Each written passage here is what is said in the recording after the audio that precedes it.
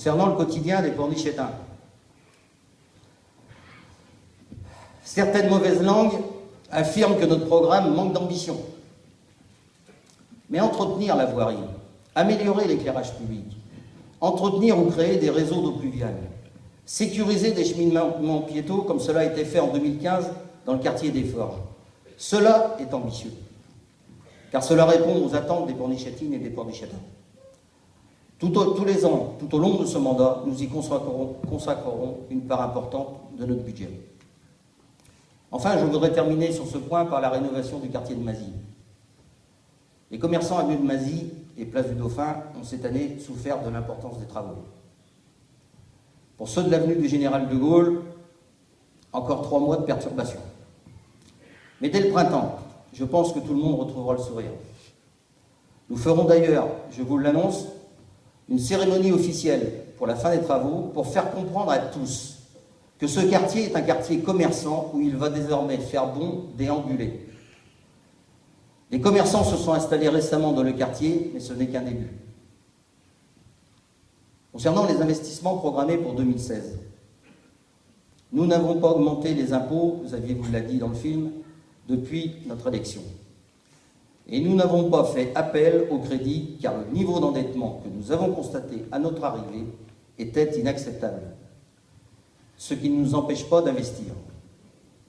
Ce sont bien 6 millions d'euros que nous allons investir en 2016 pour le quotidien des Pornichétains et des Pornichétines. Parmi les différents projets, 2 projets structurants seront engagés cette année. La halle des sports. Certains esprits chagrins ne la jugent pas nécessaire.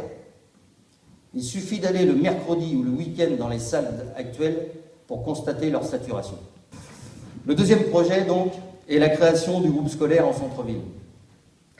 L'équipe municipale a longuement réfléchi avant de prendre cette décision. Pornichet, en 10 ans, a perdu 150 élèves, d'où l'absolue nécessité d'accueillir des jeunes ménages sur notre commune. Cela se traduit à ce jour par 10 classes inoccupées. Aujourd'hui, Pornichet, c'est 3 écoles élémentaires réparties sur 4 sites. L'école des Ramiers doit refaire ses sanitaires. L'école Gambetta nécessite des investissements lourds, ne serait-ce que pour la rendre accessible aux personnes à mobilité réduite. Quant à l'école Jean Massé, le coût des travaux nécessaires à sa réhabilitation est évalué entre 1 et 1,5 million d'euros.